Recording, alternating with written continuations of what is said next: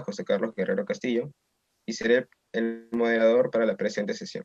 El día de hoy nos acompaña el doctor Gerson Camarena Aliaga, quien tratará el tema de la prisión preventiva frente a la presión social a propósito del Acuerdo Plenario número 1/2019.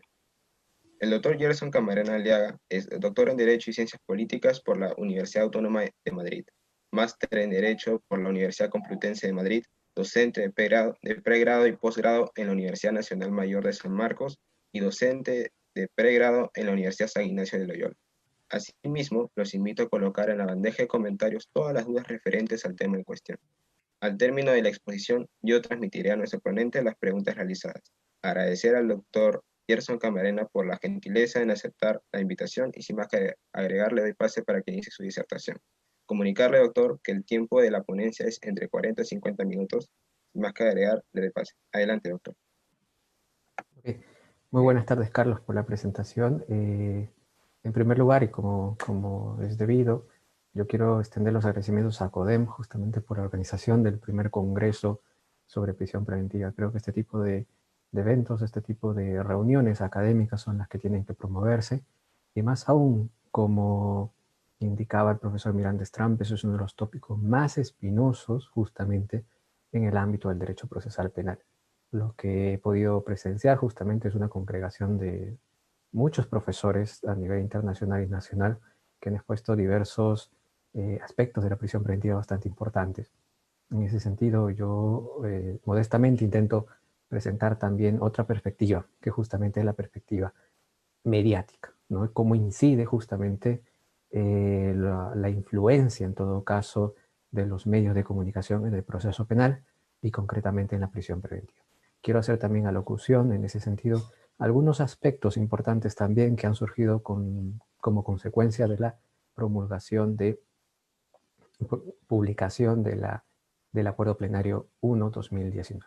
Entonces, para realizar la exposición quisiera también compartir unas láminas de manera que pueda ser un poco más dinámica los comentarios que pretendo poner sobre la palestra. Me confirman si es que hay algún problema con la reproducción, si fuese el caso. Bien, el título que he puesto a esta pequeña intervención se denomina La prisión preventiva frente a la presión social, ¿no? Entonces, intento concretamente destacar aquí justamente que esa presión social muchas veces se hace se hace presente, ¿no? Se hace presente a través de los medios de comunicación justamente. Entonces quiero justamente poner sobre la mesa justamente esos dos ámbitos, ¿no? La figura de la prisión preventiva frente a la prisión social, que normalmente la tenemos a través de los medios de comunicación. ¿Y qué es lo que nos ha dicho el Acuerdo Plenario 1/2019, que es justamente uno de los pronunciamientos de nuestra Corte Suprema más importantes sobre la prisión preventiva? Bien, en primer lugar, lo que quiero yo compartir se puede expresar bajo esta siguiente esquema, ¿no? Los tópicos a desarrollar serían los siguientes. A modo de cuestión previa, quiero exponer un caso que nos va a permitir identificar las principales características de nuestra realidad mediática. Es decir, cómo los medios de comunicación están enfocando justamente la institución de la prisión preventiva. En segundo lugar, quiero establecer la relación entre los medios de comunicación y la sociedad, ¿no? Es decir, ¿los medios de comunicación realmente pueden transmitir la noticia judicial? ¿Mm? Justamente allí importa también destacar en todo caso que son los juicios paralelos, ¿no? Como expresión del ejercicio de las libertades de información y de expresión que justamente sustenta la actividad periodística, la actividad de los medios de comunicación, ¿no? ¿Qué son los juicios paralelos en ese sentido? Posteriormente ya centrar justamente los dos conceptos, ¿no? Juicios paralelos y prisión preventiva, ¿no?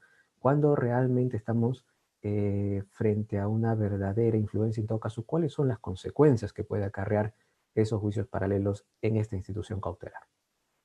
Posteriormente, las conclusiones a las cuales yo arribo, eh, las recomendaciones también, en primer lugar, a la función periodística, de manera que podamos garantizar un equilibrio justamente entre ambas actividades, la actividad periodística y la actividad jurisdiccional. ¿no? Cortés Beccarelli, por ejemplo, ya habla del correcto ejercicio de la función jurisdiccional, que justamente más allá de esta terminología se sienta como una pauta, como una doctrina también en el ámbito periodístico. Y también, a modo de apéndice, el tratamiento jurídico comparado. Si nos da el tiempo, hablaremos también un poquito más de este aspecto en concreto. Bien, entonces vamos por esa primera parte, esa cuestión previa. Yo quiero centrarme aquí en un caso, y también en los casos que vayamos a citar más adelante, específicamente ahora en este primer caso. Quiero indicar que propiamente lo que vamos a mostrar aquí es una opinión, desde luego, estrictamente personal, que ponemos sobre la palestra de manera que ustedes puedan también formar su propia idea, ¿no? Y en ese sentido tal vez compartir la mía o también justamente diferir, ¿no es cierto? De todas maneras, aquí no quiero yo ser concluyente, simplemente es una apreciación personal. Bien, entonces, podemos empezar con esta imagen. No sé si ustedes se acuerdan en el caso de la señorita Juliana Gagliuffi, que lastimosamente a través de un accidente en la Javier Prado, un accidente automovilístico, pues tuvo como consecuencia la muerte de 2 personas. Evidentemente es una situación trágica. Lo característico de esta situación es que llamó mucho la atención de la prensa, ¿no? Pero si nosotros tenemos en contraste, por ejemplo, cuántos accidentes de tránsito suelen ocurrir en Lima, pues hay una muy buena cantidad. Lo raro es que tal vez se hayan centrado justamente en este caso. La pregunta sería ¿por qué, no? Y es que lo que se observa aquí es un primer cuestionamiento, ¿no? Por ejemplo, lo que se dice aquí, con 2 muertes no era para que salga libre, ¿no? Y es justamente algunas de las palabras que evidentemente el padre de algunos de los jóvenes fallecidos, desde luego lo que está requiriendo es hacer justicia, ¿no? Pero vamos a ver cómo está enfocando los medios de comunicación en ese sentido. Ya desde un inicio se está pidiendo que justamente la señorita no esté en libertad. Por otro lado, también lo que se observa es que en algunos casos se suelen hacer preguntas a modo de opinión, ¿no? Pero estas preguntas no vienen precedidas, por ejemplo, de brindar información adecuada. Por ejemplo, ¿qué es la prisión preventiva? ¿No? Y en ese sentido, como medida cautelar, ¿no? Cuyo efecto es la limitación de la libertad, ¿no? Sino que aquí justamente lo que se busca es contrastar 2 ideas. Uno, muertes, justicia, por un lado, y por otro lado, libertad, ¿no? Y justamente lo que acá se advierte muchas veces es que no se brinda la información adecuada justamente para poder responder este tipo de preguntas. Uy, aquí se me saltó una imagen. Lo otro que se observa también en el lado izquierdo es que eh, se propicia justamente la difusión de videos, imágenes en las cuales se proyectan pues las escenas más aflictivas frente a este tipo de sucesos, que desde luego que lo son, ¿no? Pero en el trasfondo lo que se busca es generar lo que en la doctrina se conoce como la mercancía, ¿no? Los medios de comunicación tienen que rentabilizar justamente su actividad. ¿Cómo rentabilizan su actividad? Pues tienen que vender un producto. ¿Ese producto qué es en este tipo de casos? La noticia, ¿no? La noticia mercancía. ¿Cómo pueden generar demanda en la colectividad con este tipo de noticias? Justamente mostrando muchas veces las imágenes más aflictivas, las imágenes más impactantes, las imágenes más morbosas, porque de esta manera pueden vender ese producto o mercancía. Y así también va a ser con la noticia judicial. Vemos también al lado derecho, desde luego, que si no perder a tus seres queridos y que luego dejen libre a la responsable son 2 golpes duros. Los familiares de estos jóvenes merecen justicia. Desde luego que es una opinión, pero en un contexto, ¿no? Lo que se puede advertir es que la colectividad, siguiendo a este tipo de opiniones, puede comprender que frente a un accidente lo que corresponde inmediatamente es la cárcel. Y desde luego esto también va a tener repercusión en aspectos que más adelante vamos a exponer. Finalmente, lo que se ha observado en este caso en específico, y por eso también lo digo con carácter muy personal, es que luego de tanto cuestionamiento se dice cambio de fiscal. El nuevo fiscal tiene un escenario bastante cuestionado, ¿no? Propiciado justamente por un ambiente mediático que está exigiendo cárcel.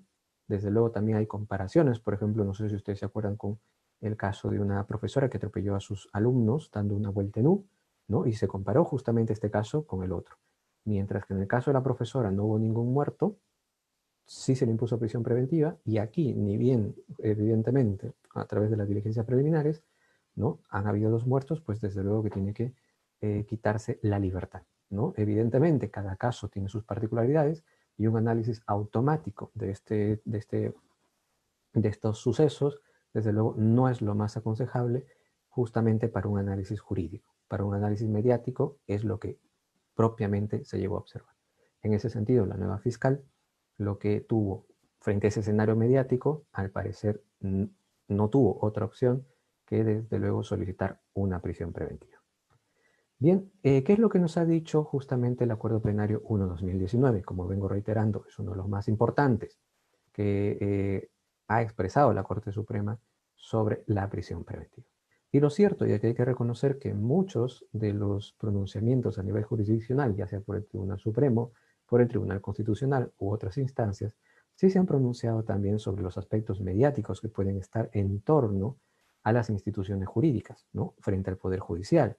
Pero desde luego lo que sí yo puedo observar y puedo indicar que no hay un tratamiento propiamente intenso o extenso, ¿no? Simplemente hay menciones que desde luego son de vital importancia, que justamente aquí quiero traer a colación.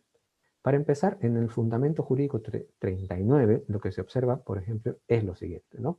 Hablando sobre el peligro procesal, justamente lo que aquí la Corte Suprema indica que los fines de la prisión preventiva no pueden estar representados desde un punto de vista constitucional, ¿no? Para anticipar una pena.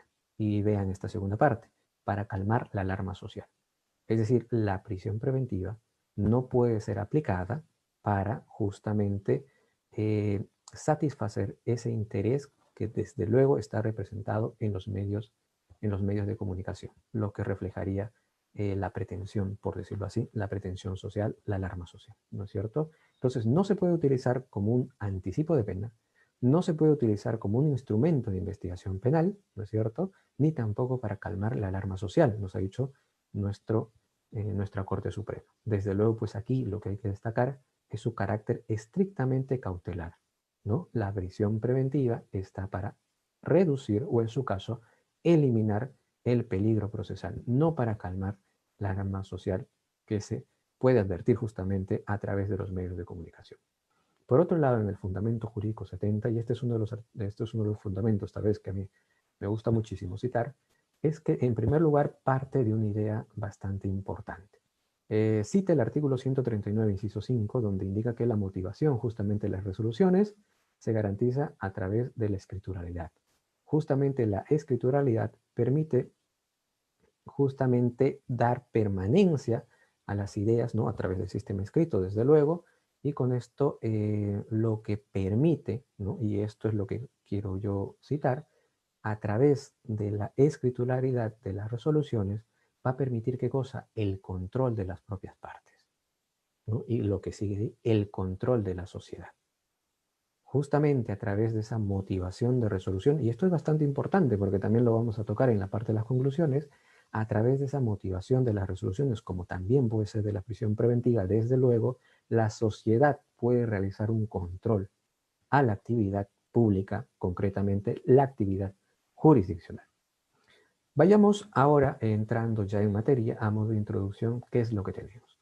En primer lugar, cuando nosotros hablamos de relación entre medios de comunicación y desde luego Poder Judicial, lo que vamos a advertir es lo siguiente.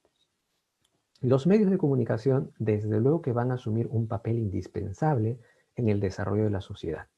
Recuerden que los medios de comunicación tienen una característica, que es la posibilidad, ese poder de difundir de manera masiva la información, ¿no es cierto?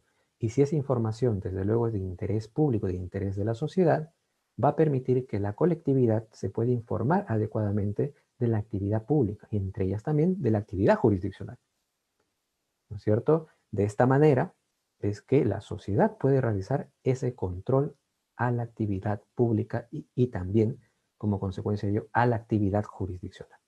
Entonces, ¿asume o no asume un papel indispensable? Desde luego que sí. Y esto promueve el desarrollo también de la persona en la sociedad y de la sociedad misma. Los medios de comunicación como actores sociales, como actores dentro de la sociedad, asumen un papel indispensable, pero también peligroso. Pero también peligroso, ¿por qué? Porque si al momento de informar no lo hacen de la manera adecuada, no van a poder generar en la colectividad no van a poder transmitir esa información necesaria para que la colectividad justamente pueda asumir responsable y debidamente una línea de opinión sobre un determinado tema mediático, ¿no? Sobre la agenda social, la agenda setting, que justamente es lo que se denomina.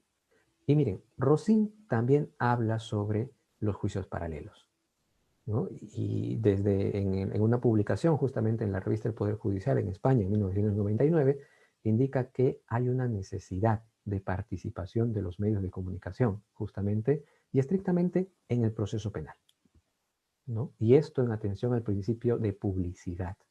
¿Por qué? Porque aquí hace referencia a que la sociedad, lo que veníamos diciendo, la sociedad cómo va a poder controlar justamente ese poder estatal, ese poder público y ese poder que justamente se manifiesta a través de la actividad jurisdiccional, si no es justamente a través de la publicidad. ¿Y quién garantiza esa publicidad? Los medios de comunicación, ¿no? Y esto justamente es bastante cierto.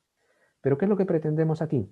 Lo que vamos a pretender a través de la presente charla es buscar un equilibrio entre las funciones jurisdiccionales y periodísticas, ¿no es cierto?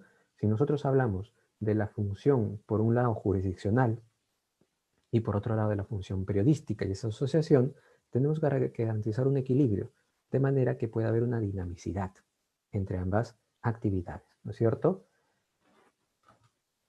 Otro punto importante, y con esto vamos a cerrar la parte de introducción, es lo siguiente. Nosotros cuando hablamos de libertad de información, sobre todo en su expresión pasiva, tengamos en cuenta que la libertad de información o derecho a la información tiene dos vertientes. Una vertiente activa, es decir, el derecho que tienen todos de informar. Pero también hay una vertiente pasiva, es decir, el derecho que tenemos todos de recibir información. Pero ojo, esa información tiene que ser veraz, tiene que ser de calidad, porque en virtud de este derecho lo que se propugna, y más aún con los medios de comunicación, lo que se propugna es que la colectividad pueda formarse una idea adecuada y debida, y de esta manera formar su propia opinión, ¿no es cierto? Y no ser mal direccionado, en otros términos. Entonces, los derechos a la libertad de información y de expresión, inclusive, lo que pretenden es esa legitimación constitucional en tanto que permite la generación de la opinión pública libre. ¿Ok?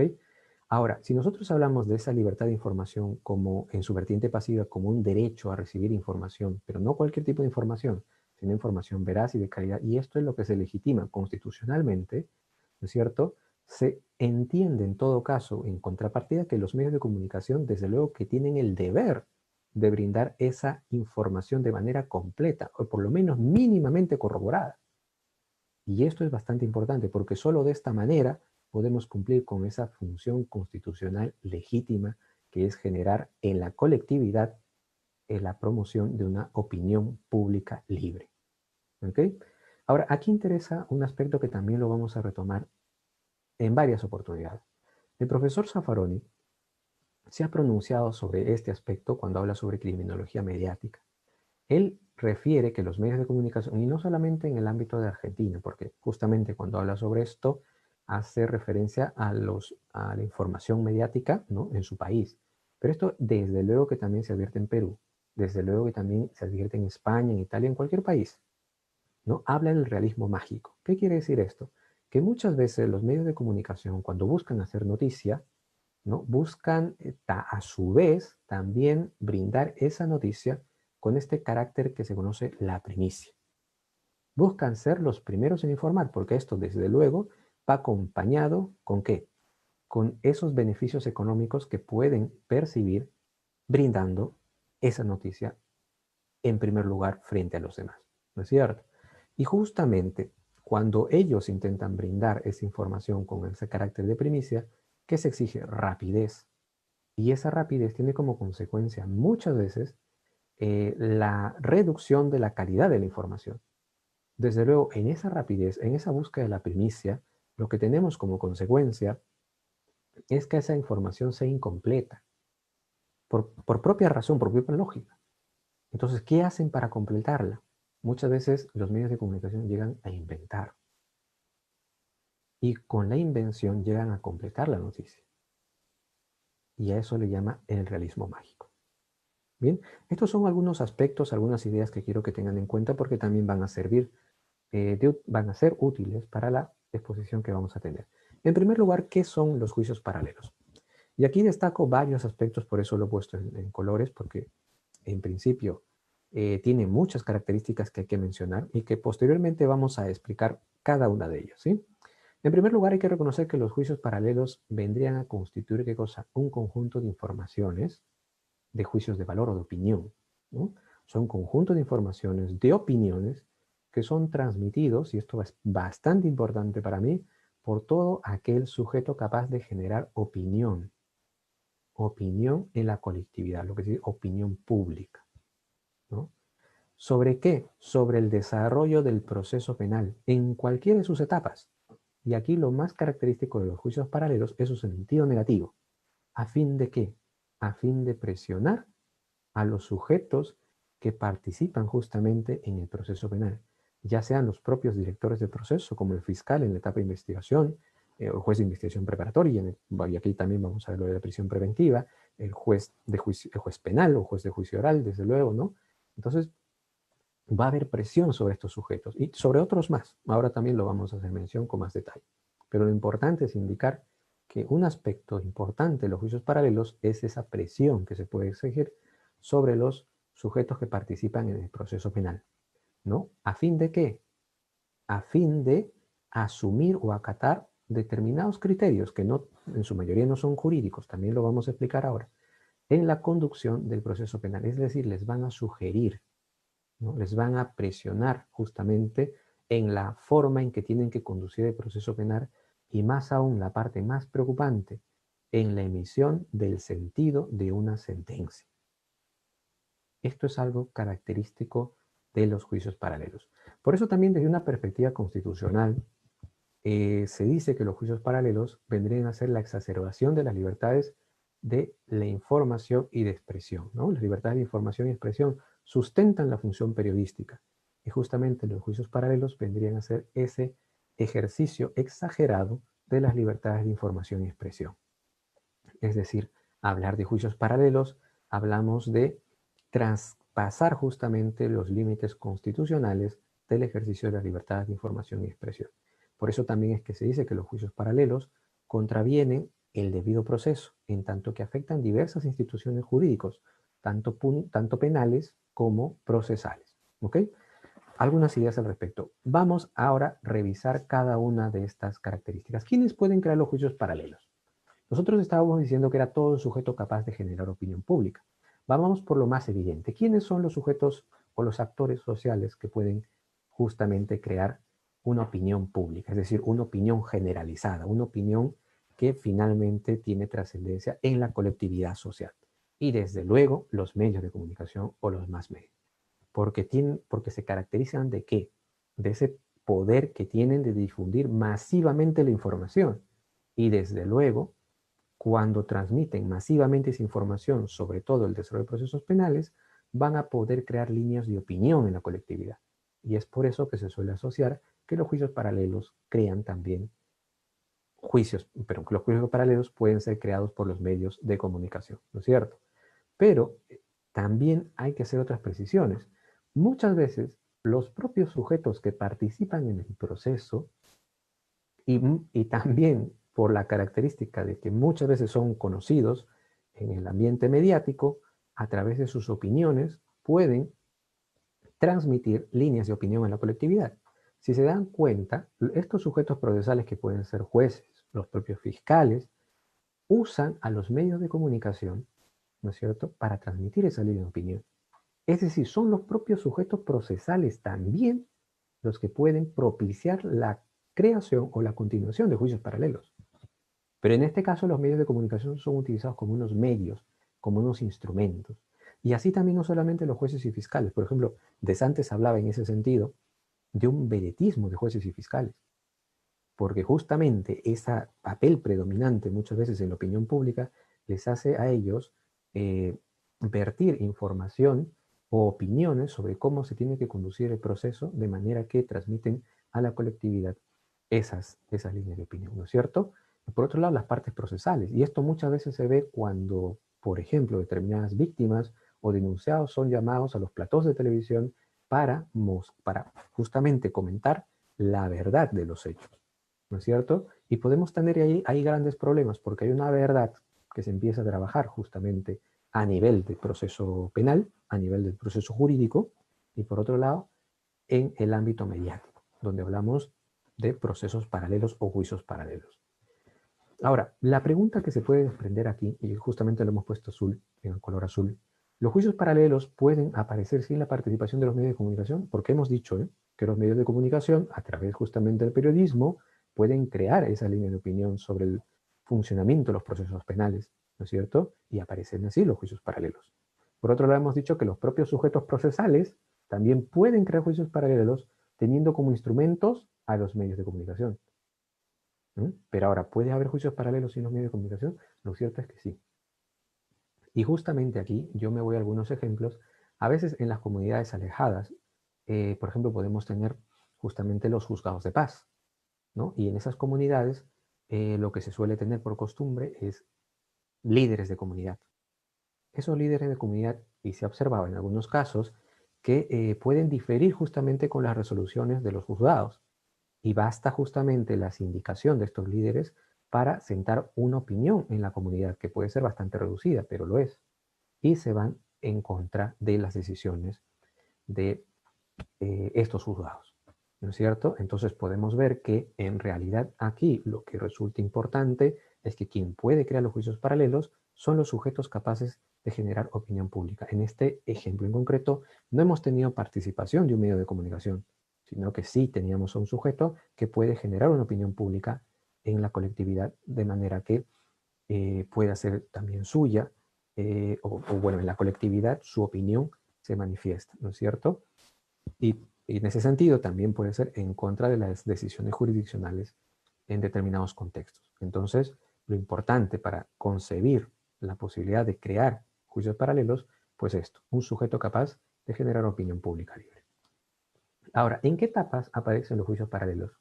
Lo que normalmente se suele decir es que en el juicio oral. Y aquí me interesa citar a López Barja de Quiroga cuando intenta explicar este fenómeno.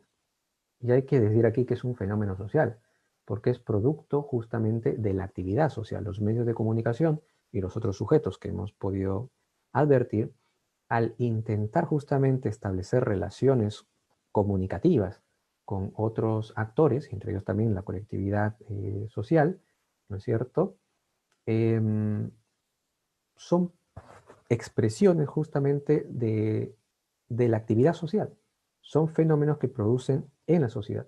Lo que nosotros vamos a concebir de los juicios paralelos son procesos comunicativos que se dan en la sociedad, pero que esos procesos comunicativos también trascienden a lo jurídico. Entonces, López Barja de Quiroga ahí divide en dos etapas. Una primera etapa que es antes del proceso, ¿no? Y otra etapa que es durante el proceso penal.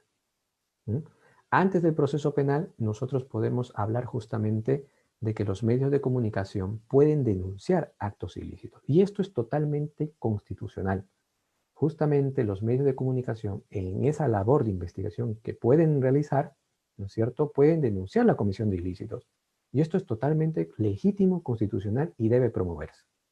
Pero muchas veces, más allá de la mera denuncia, lo que los medios de comunicación pueden hacer es exigir que justamente se aperture una investigación, ¿no? Más que denunciar, justamente presionan a que se aperturen procesos penales. Cuando nosotros advertimos este tipo de presión, López Barja de Quiroga habla de los juicios previos, ¿no? Ya propiamente cuando se instaura un proceso o se apertura un proceso penal, allí vamos a hablar de un juicio paralelo per se. Pero antes de un proceso, antes del inicio de un proceso penal, habría que hablar de un juicio previo. Estos fenómenos sociales, que son procesos comunicativos, desde luego que deben recibir un mismo tratamiento, porque tienen incidencia justamente en lo jurídico. Tienen el mismo sentido en todo caso. Y por eso aquí, en la parte final, ponemos, se trata de un mismo fenómeno social y por tanto ameritan un mismo tratamiento. Al derecho en ese sentido le importa.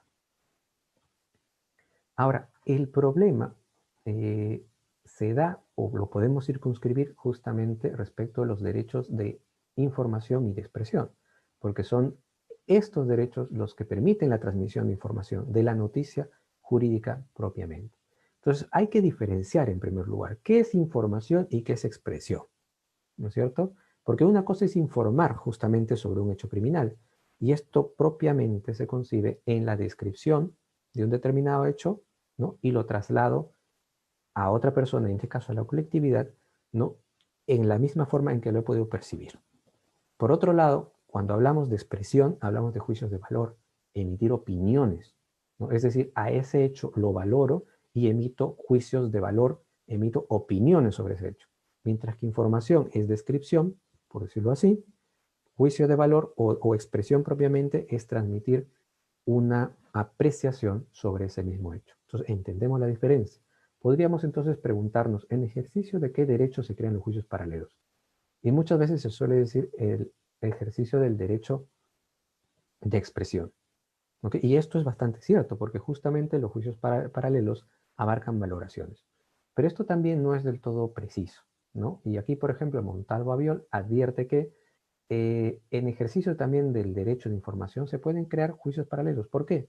Porque muchas veces la información, y como estamos poniendo aquí, la información transmitida puede ser de manera parcial. O sea, esa descripción que podemos justamente transmitir a la colectividad puede ser de manera parcial, o sea, es no completa, puede ser recortada, sesgada y sobre todo, y aquí lo importante, descontextualizada. Es decir, con el derecho a información presentada de esta manera, también se puede concebir la aparición de juicios paralelos, ¿no? Y más aún hay que tener en cuenta cuando algunos profesores justamente de la ciencia de comunicación, ¿no es cierto?, explican que cuando se transmite justamente información o noticia jurídica, muchas veces es difícil separar la información de las opiniones, ¿no? Se concibe inclusive que cuando se presenta información sobre un determinado asunto, la forma en que tú lo estás presentando, que es distinta a la forma en que puede presentar otra persona, ya es justamente darle también un sentido de opinión justamente al cómo lo presentas. Entonces, hablar propiamente de en qué derecho, en ejercicio de qué derecho se pueden crear juicios paralelos, es indistinto a hablar sobre el derecho de información y expresión. Pero aquí lo más importante es indicar lo siguiente, que el problema propiamente no está en el ejercicio de los derechos, sino en la forma en que se ejercitan esos derechos para la aparición de los juicios paralelos. Y es justamente este segundo punto uno de los más interesantes. En primer lugar, lo que se advierte es que los juicios paralelos, cuando hacen su aparición, se observa que no se rigen normalmente por reglas jurídicas. Aquí lo que prima más en el ámbito mediático son básicamente criterios morales, éticos, políticos, económicos, ¿no? Y en una menor medida la regla jurídica, lo cual es bastante contradictorio. Si nosotros vamos a analizar instituciones jurídicas, lo que corresponde desde luego es que se comente, se analice y en su caso que se valoren justamente razonamientos jurídicos, ¿no es cierto? No desconocemos que hayan también criterios morales, éticos, políticos y económicos, pero desde luego que lo que tiene que primar, acorde a la naturaleza, es lo jurídico. Igual con la prisión preventiva, cuando se comenta esta figura, esta medida cautelar, lo que se tiene que incidir es en criterios jurídicos. Eso es su naturaleza. En esa índole, por tanto, se tiene que dirigir esa información a la colectividad, ¿no? Y desde luego también pueden estar otro tipo de criterios morales, éticos, políticos, económicos, pero en menor cuantía. ¿Ok? Entonces, por otro lado, y esto también es muy importante, cuando nosotros hablamos sobre la relación entre medios de comunicación y, por ejemplo, el Poder Judicial, nosotros vamos a advertir distintos fines, ¿no? De hecho, en el ámbito económico, cuando hablamos sobre medios de comunicación, la doctrina prefiere cambiar de etiqueta. Más que medio de comunicación, le llama empresa de comunicación. Porque justamente estas empresas de comunicación, como lo veníamos diciendo en un inicio, buscan la rentabilidad. Y esta rentabilidad la consiguen a través de la noticia judicial, ¿no? Que es su mercancía, es el producto que ellos van a vender.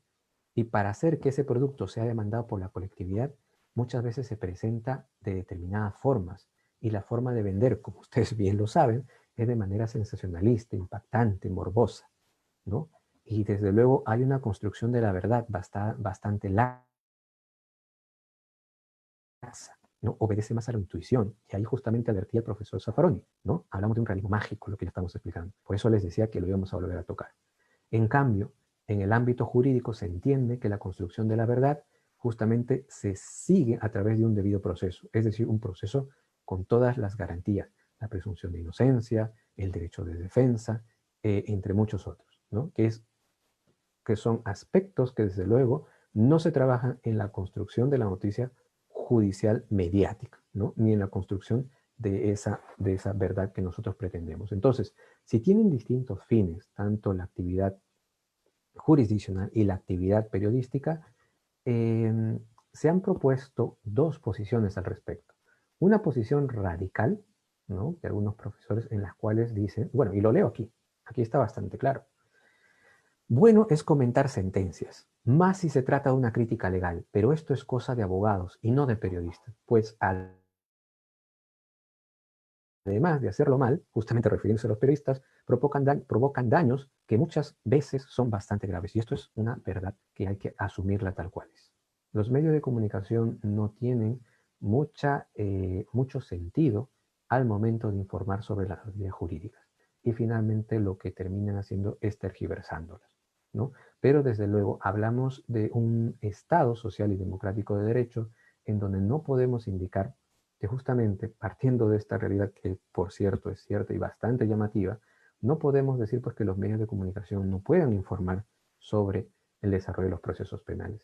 Desde luego que tienen que haber límites, ¿no es cierto? Pero esos límites tienen que ser correctamente establecidos de manera que garanticen el buen desempeño del periodismo. Hablamos de una posición mesurada y esa es la que tenemos que propugnar. En todo caso, ¿cuáles son esos límites? Es lo que finalmente vamos a intentar presentar. Por otro lado, en esa forma en que se ejercita esa libertad de información y de expresión, lo característico de los juicios paralelos es la búsqueda, ¿no?, de presión sobre los actores del proceso penal. ¿Pero sobre qué actores? Y ya lo veníamos anticipando también. No solamente sobre los jueces, los jueces penales o los jueces de juicio oral, ¿no? ¿Por qué? Porque aquí la presión estaría justamente en hacer que este órgano jurisdiccional, ¿no?, falle en un determinado sentido, ¿no? Pero también hay que reconocer que también la prisión puede recaer en el fiscal, ¿no? Y concretamente respecto a la prisión preventiva, pues al exigirle que requiera prisión preventiva, ¿no es cierto? Pero claro, en un sentido bastante más amplio, a dirigir de cierta forma también su investigación o en casos más específicos a que requiera, ¿no?, por ejemplo, una acusación. Desde luego que también la presión puede recaer sobre el juez de investigación preparatoria, en la fase intermedia o tal vez cuando se realiza algún tipo de audiencia, y entre ellas también la prisión preventiva. Pero, y esto también es cierto, ¿eh?, en el punto de nosotros ponemos a cualquier otro sujeto.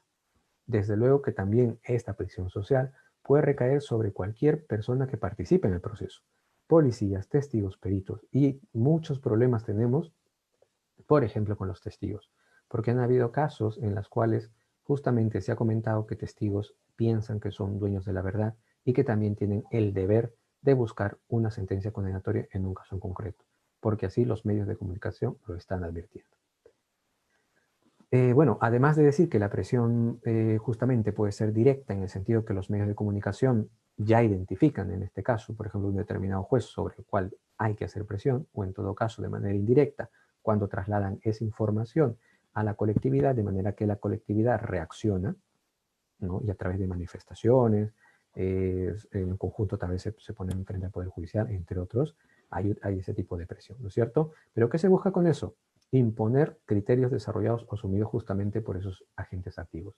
El razonamiento bastante laxo, la construcción de esa verdad laxa, ¿no es cierto?, desprovista de los criterios de la presunción de inocencia, de los criterios jurídicos, se hace imponer sobre los sujetos procesales. Justamente hablamos de la etapa del fiscal, por ejemplo, en la forma en que se dirige la investigación o aún peor en el juicio oral, presionando a que el juez pueda fallar en un determinado sentido.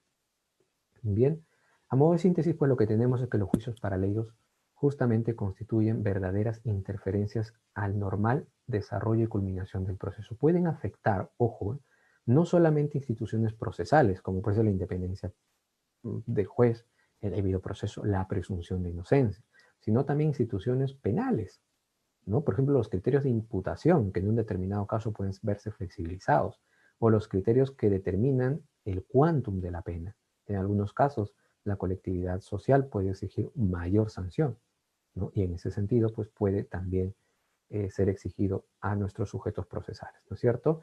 Entonces, los juicios paralelos van a ser justamente eso, verdaderas interferencias al normal desarrollo y culminación del proceso. ¿Ok? ¿Qué es lo que pretendemos aquí? Justamente tenemos que crear un clima adecuado para que también nuestros jueces puedan desempeñar una correcta labor, sin que ello suponga, desde luego, una limitación absoluta a los derechos a la libertad de información y expresión. Vayamos aquí ya propiamente a los juicios paralelos y la prisión preventiva para contextualizar todo lo que venimos diciendo. Veamos estos casos. Aquí hay algunas imágenes. Leamos aquí, por ejemplo. Veamos aquí en esta parte. ¿Qué dice aquí? Lectura de sentencia contra Keiko Fujimori. Y vayamos, juez Concepción Carguancho lee la resolución de prisión preventiva. Pero, ¿qué dice acá? Sentencia. Dígame si el colectivo social, cuando vea este tipo de información, no va a identificar justamente la prisión preventiva con la sentencia. ¿No es cierto? Atendiendo a que la prisión preventiva es un instrumento cautelar, lo que finalmente se puede determinar es que una persona asuma el proceso penal en libertad. Pero justamente cuando hay una identificación con una sentencia, se piensa que se la ha absuelto de los cargos. Y eso, evidentemente, se transforma en una indignación social, ¿no es cierto? Podemos ver acá también otros casos. Vean aquí. La sentencia de prisión preventiva, dice. ¿Mm? O aquí también. Poder Judicial dictará el viernes 14 sentencia sobre prisión preventiva. ¿Se dan cuenta cómo se está informando mediáticamente a nuestro colectivo? ¿No? Y hay muchos otros casos más, que no he podido justamente sacar. Y ahora, vayamos un poquito al contenido, ¿no? Esto es parte de un periódico en la cual justamente la profesora que da vuelta a nube, lastimosamente atropella a algunos alumnos. Básicamente la información que se presenta es que esta persona a quien se le impuso prisión preventiva va a ir a la cárcel, ¿no? No se indica en ningún momento la naturaleza justamente de la prisión preventiva, que es un instrumento cautelar con la finalidad de reducir el peligro procesal, sino es que eliminarlo, ¿no? Aquí propiamente lo que se está asociando es prisión preventiva y cárcel. Un lector que está empezando a conocer los términos jurídicos, lo que va a asociar es una medida cautelar como una medida justamente propiamente de sentencia, ¿no? Y aquí lo que observamos es un poquito más de información, pero desde luego atienden única y exclusivamente al primer presupuesto de la prisión preventiva, como es fundados y graves elementos de convicción. Y esto que es en un sentido, claro, que nosotros en el ámbito jurídico conocemos, ¿no es cierto? Respecto a qué? Al peligro procesal, ¿no es cierto? Pero un lector lo que va a entender es que si se está discutiendo justamente si cometió o no cometió el ilícito, lo está asociando a qué? A una sentencia. Y esos justamente son problemas que evidentemente son de destacar. Y vemos otro tipo de noticias, por ejemplo, que hay determinados periódicos, por ejemplo, esto veía en alguna ocasión con RPP, en la cual se planteaban algunas encuestas por Facebook, ¿no? Por ejemplo, ¿usted está de acuerdo con que al violador de tal, ¿no? O sea, ya se presume, no, ni siquiera se presume, se imputa la comisión de un delito, que el violador de tal persona, ¿no es cierto?, se hará impuesto prisión de 9 meses y encima de carácter preventivo, ¿no? Es decir, no te brindan la información, la pregunta está mal hecha y encima llaman a la colectividad a pronunciarse. Entonces, son algunas cuestiones que en el ámbito mediático, desde luego que no se está trabajando bien. No tienen en cuenta ese criterio jurídico. ¿No es cierto? Bueno, acá tenemos otro caso, pero finalmente ¿a qué queremos llegar justamente en relación a juicios paralelos y prisión preventiva? Que en primer lugar los medios de comunicación, y lo dice el Instituto de Defensa Legal, son los principales generadores de un clima que propicia interferencia justamente en esos procesos judiciales, ¿no? ¿Y por qué interferencia? Porque ya lo estamos viendo, ¿no? Trastocan justamente las instituciones jurídicas y al trastocarlas generan confusión en la colectividad, distorsionan la información de manera que la colectividad mal informada puede estar justamente recayendo en impresiones o generando una opinión indebida sobre el funcionamiento de nuestra administración de justicia, ¿no? En ese sentido, ya sea de manera directa o indirecta, como lo que estábamos viendo, pueden ejercer presión al fiscal para solicitar prisión preventiva. y en su caso al juez de investigación preparatoria, si fuese el caso, para imponer esa prisión preventiva, ¿no? Y lo que se observa es que en este ámbito mediático justamente no se analizan si se cumplen o no con los presupuestos, no se analiza jurídicamente. Y más aún, pese a que no se ha analizado jurídicamente, demandan, exigen y presionan al juez para que se imponga en un caso prisión preventiva. También puede haber en sentido contrario, desde luego. Y esto también lo ha entendido la Corte Interamericana, pero en la Comisión, en el informe sobre el uso de la prisión preventiva en las Américas. Finalmente, pues lo que vamos a tener frente a todo ese ámbito es que tenemos un ambiente contraproducente justamente para legitimar o hacer respetar los principios de independencia e imparcialidad judicial, que es bastante importante para garantizar el correcto pronunciamiento de nuestros jueces. Finalmente, dos puntos también importantes. En estas líneas de opinión que pueden crear los medios de comunicación se respaldan bajo determinadas etiquetas. Por ejemplo, la lucha contra la inseguridad ciudadana o la lucha contra la corrupción y crimen organizado. Nadie niega que los medios de comunicación puedan hacerse de esa etiqueta, pero desde luego que tienen que hacerlo bien. Hemos visto algunos ejemplos donde desde luego que esa información no está bien trabajada, no está bien expuesta, no está bien analizada.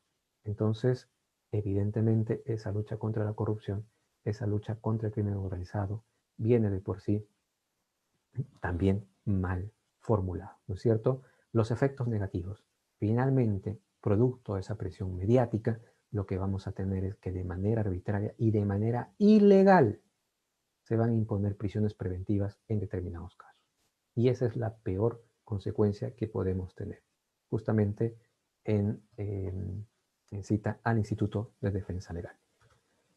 A manera de conclusión, y justamente con respecto a las recomendaciones, nosotros lo que indicamos es que desde luego los medios de comunicación tienen en el ámbito, desde la perspectiva constitucional, la posibilidad de ejercer los derechos de información y expresión, ¿no es cierto? Pero desde luego, este ejercicio debe hacerse con respeto a justamente los derechos fundamentales y las garantías de los sujetos procesales y asimismo con un debido análisis de las propias instituciones procesales y también penales que se ven dentro del proceso penal. ¿Ok? Los juicios paralelos en ese sentido no se resguardan o no se protegen a través de esas libertades. Como veníamos diciendo desde una posición constitucionalista, los juicios paralelos van más allá de ese ejercicio. Son una expresión exacerbada, exagerada, por tanto no se encuentran protegidas por ese ámbito constitucional. De manera que, frente a la expresión de un juicio paralelo, quien tiene este tipo de afectación, en caso de que, por ejemplo, también vulneren bienes jurídicos penales, se puede sancionar tranquilamente. ¿Ok? En todo caso, ¿cuáles son los límites? ¿No? Porque decimos que las libertades de información y expresión no pueden ser justamente limitadas de manera absoluta.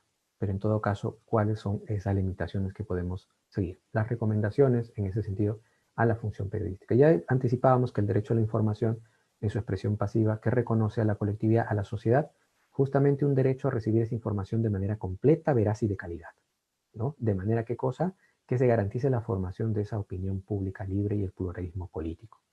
En ese sentido es un deber para los medios de comunicación brindar una información adecuada, completa, veraz y sobre todo contextualizada.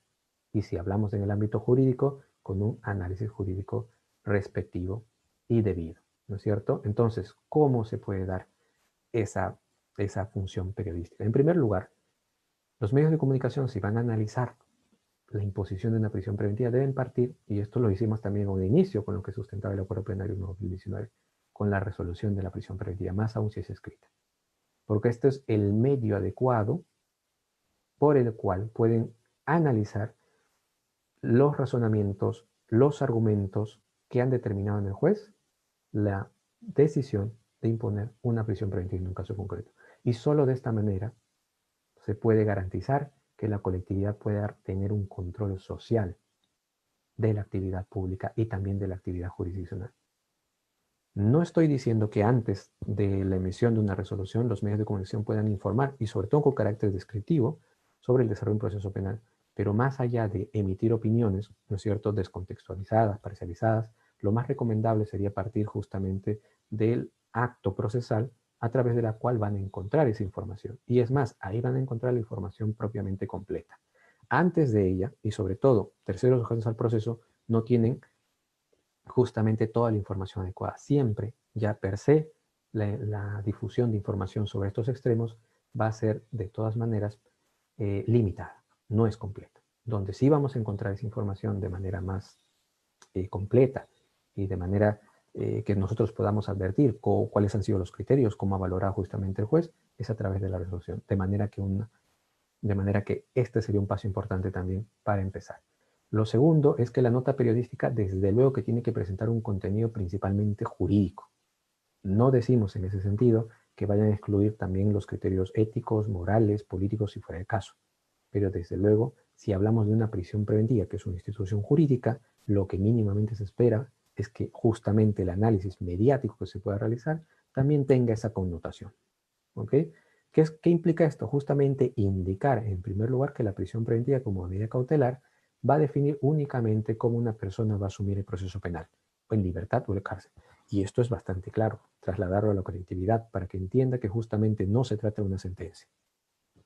En segundo lugar, desde luego que aquí se tienen que explicar cuáles han sido los presupuestos que han determinado la imposición de una prisión preventiva en un caso en concreto. ¿No es cierto? No simplemente quedarse en el primer presupuesto, que es fundados y graves elementos de convicción, sino que también desarrollar cuál ha sido el criterio que ha determinado al juez que en este caso hay peligro procesal. ¿Mm?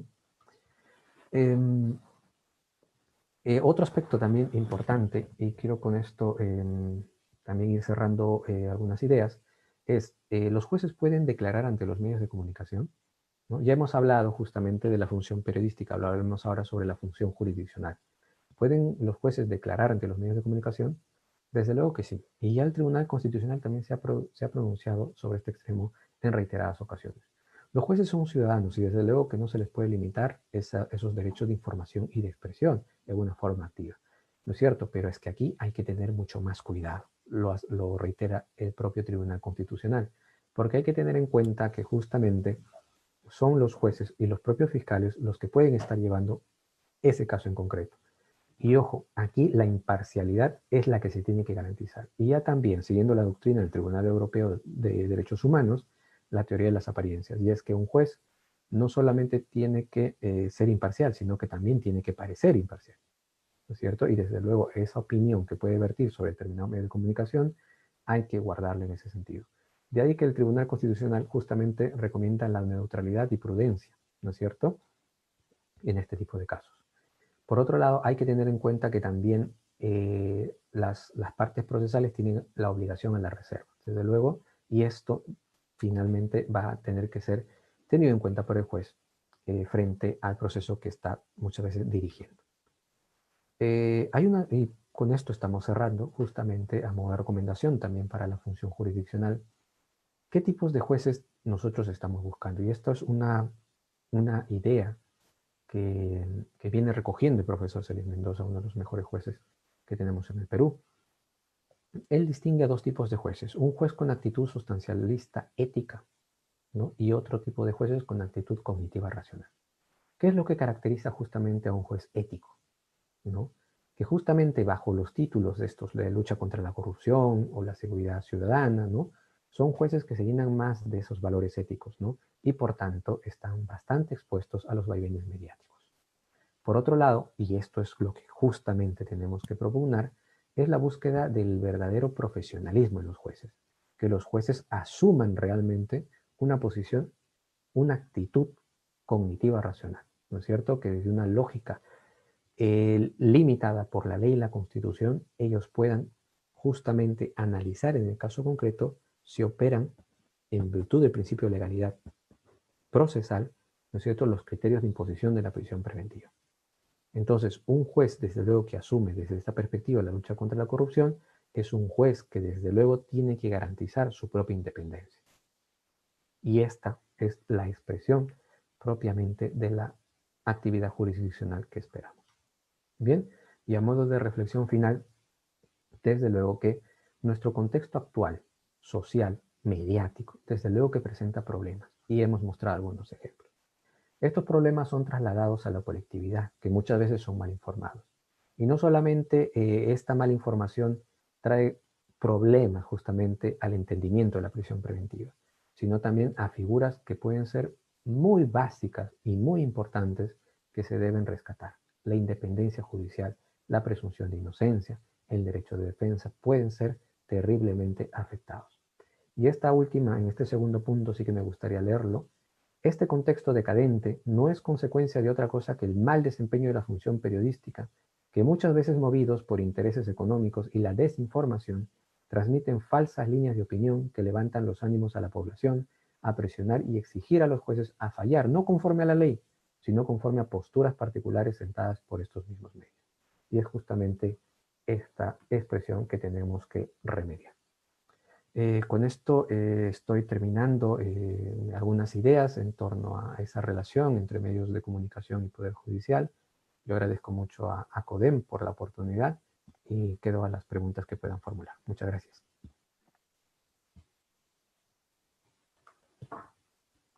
Muchas gracias por la conferencia, doctor Gerson Camarena Aliaga. Ahora pasemos a la ronda de preguntas, para lo cual de manera aleatoria le transmito al público que active su micro o en todo caso que me deje alguna pregunta por la bandeja de comentarios para transmitírselo al ponente.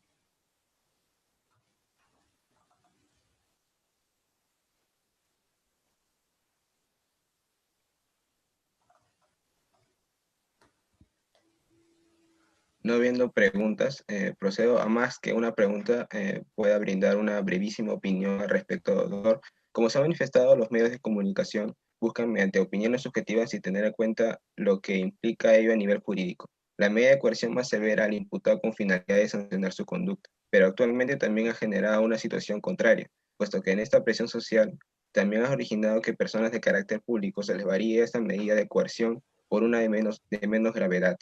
Ello no sería una vulneración al derecho de igualdad ante la ley, debido a que a estos órganos jurisdiccionales adoptan esta información de los medios de comunicación como un criterio subjetivo para sus decisiones. ¿Cuál sería una posible solución o una medida que se puede implementar, doctor?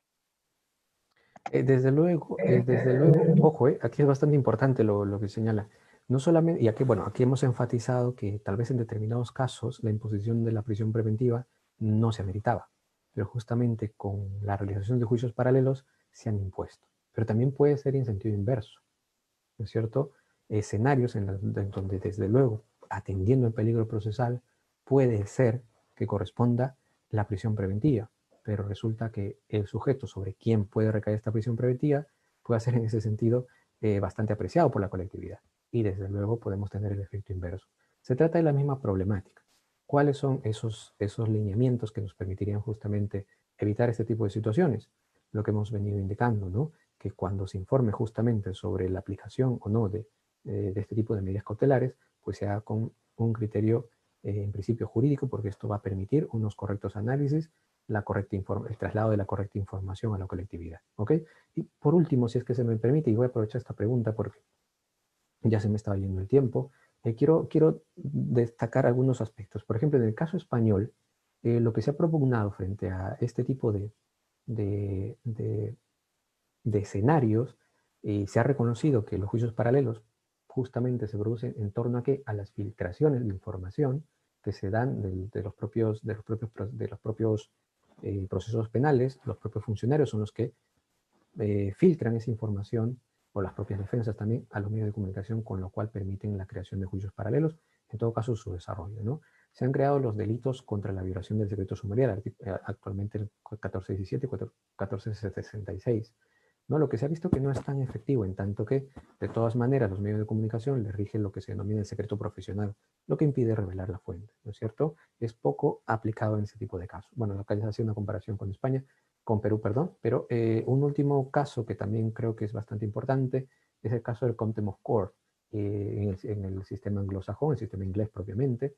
Lo que se permite a través del Contempt of Court es establecer, cuando se considera que los medios de comunicación están difundiendo justamente el desarrollo de un determinado proceso penal de una forma que puede afectar derechos fundamentales de las partes a través del content, lo que el juez puede hacer es impedir que los medios de comunicación difundan justamente las noticias sobre el desarrollo del proceso hasta que se culmine. Esto en aras de garantizar justamente la afectación de derechos fundamentales. Creo que esto también es bastante importante porque asegura un clima adecuado para que se pueda desempeñar, ¿no?, debidamente la función jurisdiccional. Ahora, en España, por ejemplo, también tenemos el amparo ante el Consejo General del Poder Judicial, ¿no?, que se entiende que en caso de que un magistrado, por ejemplo, advierta que hay demasiada presión mediática, puede a través de un amparo justamente pedir al órgano de administración del Poder Judicial que emita una suerte de comunicados a determinados medios de prensa para que eviten justamente la publicación, aunque no tiene mucho resultado en este caso. Por otro lado, y lo que sí más me interesa son los gabinetes de publicidad, ¿no? Son como los gabinetes de imagen que tienen los órganos públicos, el Ministerio Público, el Poder Judicial, pero estos gabinetes de publicidad lo que tienen justamente como función es servir de comunicación entre justamente esa institución pública, que puede ser el Poder Judicial o el Ministerio Público, y la colectividad. Cualquier medio periodístico justamente puede acudir a estos gabinetes de publicidad y solicitar información. Y no solamente esa información, se le puede proporcionar las resoluciones de prisión preventiva en este caso, y también una adecuada explicación de por qué concretamente en este caso ha meritado o no la imposición de una prisión preventiva. Entonces vemos que también hay otro tipo de medidas en el derecho comparado que van a permitir justamente garantizar un ambiente más tranquilo, ¿no?, mediáticamente hablando, para que los jueces, los fiscales también puedan desempeñar adecuadamente su labor. Podrían también adoptarse. Ojo, y atendiendo ya propiamente a la pregunta, desde luego, no solamente un sentido de reacción para la imposición de la prisión preventiva, sino también en contra, ¿no? En ambos tipos de casos hablamos de juicios paralelos. Solamente eso. Muchas gracias.